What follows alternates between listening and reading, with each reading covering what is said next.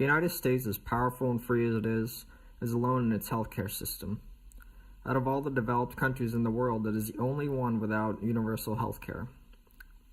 It has cost us billions to fund our private healthcare system. And according to Mirror Mirror on the Wall, published by the Commonwealth Fund, we don't even see better health outcomes, yet we pay so much more. This is exacerbated by the fact that many delay treatment until their affliction is life-threatening. Those without insurance end up costing the taxpayer money. If the U.S. were to switch to a single-payer system like Canada, the U.S. could decrease overhead from health administration and decrease the cost of services and medication, and also decrease the actual need for expensive treatments. As of now, the insurance companies don't have as much negotiating power as they would if they were one. A single large negotiator could bring the prices down considerably. Just like in other countries, the government is the one that negotiates drug and treatment costs. According to a study named "It's Price is Stupid: Why the United States is So Different from Other Countries," the U.S. spends 83% more on health services than Canada. Another instance that drives up prices is that people will wait until it hinges on their desire to live, to seek treatment. And people without insurance never end up paying their bill, which ends up costing the taxpayer money. There's a growing tension about covering those who are in poverty. Covering those who are in poverty puts a big strain on the budget as it is, and ultimately costs taxpayers even more money. Entitlement program spending is already accounting for 45% of the budget. The problem we face currently is that no one can decide on what to do. But there's one thing that we can all agree on, is that something needs to be done. But those who oppose the universal healthcare system think that implementing one would bring the U.S. down. This is not true unless less people oppose it. A significant portion of healthcare spending is on medical treatments and drug costs. Treatments that are supposed to be simple end up costing thousands.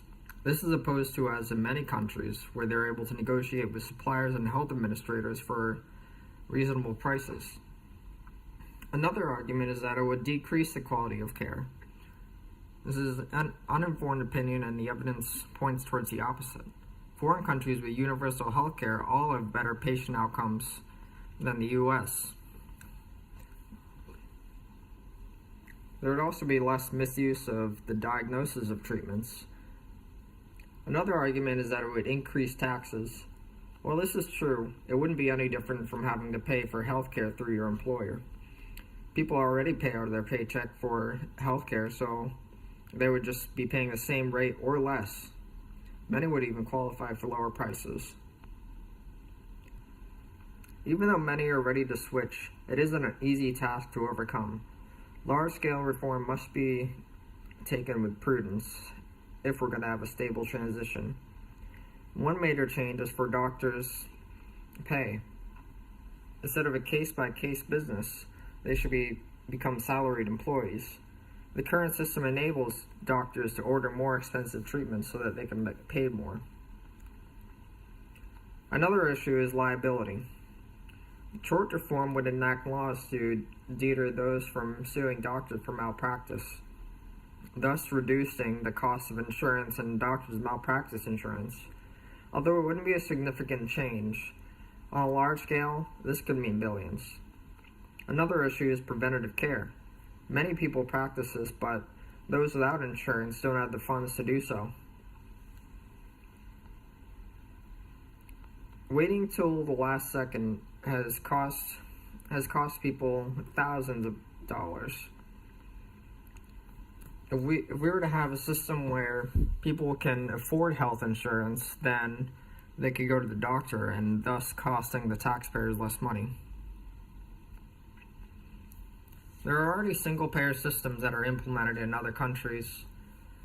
The biggest of them is China. Although they are still working out intricacies, they still made it work. The UK is another one. They have had a universal healthcare system for decades. Canada also has had a universal healthcare system for decades and is actually well received by its citizens, despite the U.S.'s dystopian picture. There are many different systems in the world to choose from, and we have the ability now to pick and choose to tailor the ones we want to our needs. Some countries already use a mix of public and private insurance, offsetting costs to taxpayers even more. One thing other countries have in common is that it costs much less than only private health care. So what can you do in this pivotal point in history? You can educate yourself. This is a complex issue, and it requires citizens to be informed who think objectively about the cost and benefit of a universal healthcare system. If there is no rational debate and thought, then our current system will continue to deteriorate, worse than what it is now.